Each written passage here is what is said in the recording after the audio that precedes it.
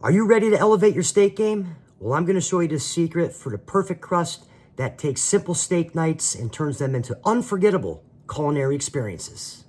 Okay, let me show you what I've got going on here. Here I have a New York strip, bone-in, and you can buy the boneless one, whatever you prefer. And the first thing you really want to do is you want to make sure your steak is as dry as possible, all right? So basically you just want to take a paper towel and get off any excessive moisture that's on here on both sides, okay? Man, doesn't that look good? I actually have a friend of mine who would eat this raw, just like that. He'll cut it up and dip it in soy sauce. That's a true story. So now what you want to do is we're just going to generously season this with some kosher salt right up top. You want to get some on there, okay? And some black pepper. And then what you want to do is just want to press it into your steak, okay? Now we're just going to do the other side. Same thing. Kosher salt, sprinkling from up top. You want to let your salt rain down on your steak. And more black pepper. Okay, now that our steak's seasoned both sides, what I like to do is I just like to grab the steak and just kind of mop up any extra seasoning that's on our plate here. All right. Okay, we're just going to set this guy aside.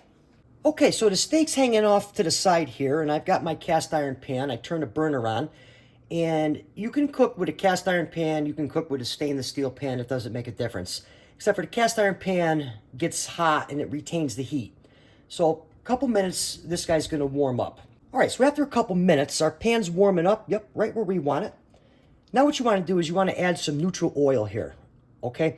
I'm adding vegetable oil. Vegetable oil has a higher smoke point than olive oil, okay?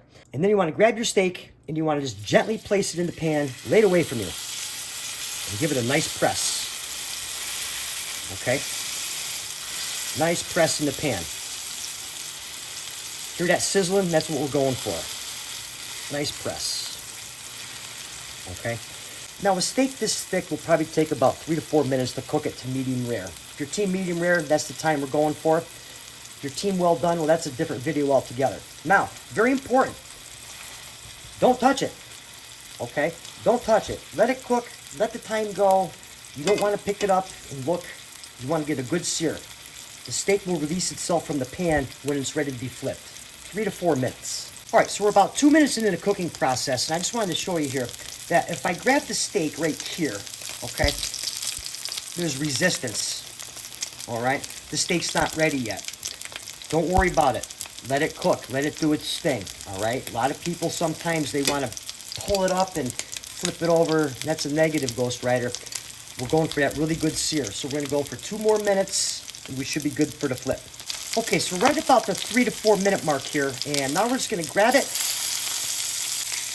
That's exactly what we're going for. Look at that. Let's give it a nice, gentle flip. Nice, gentle flip.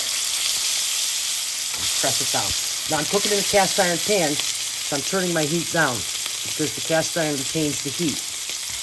All right, so we're just going to gently give this guy a press and let the other side go for about 3 minutes. All right, so after a couple minutes, this next step's optional. You can move your steak into the pan. Like I mentioned, I turned it down. And you can add some butter, some garlic, and some rosemary. We're going to baste the steak, okay? This is completely optional. A steak can taste just as good without doing this. We're just going to give it a little base, aromatics and all here, while it continues to cook. Okay. All right, so it's been about 4 minutes total cook time. We basted it. Let's give it a little poke here. And yeah, your team medium rare, that's done.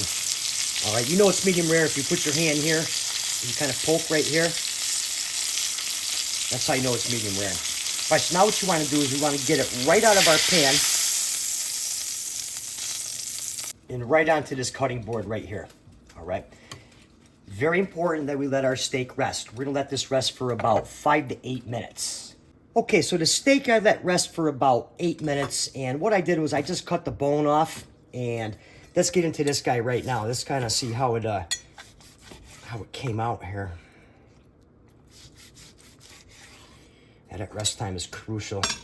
Yeah, if you're team medium rare, this is a home run all day long. And for another good steak video, be sure to watch the video that's on your screen right now, and I'll see you over there.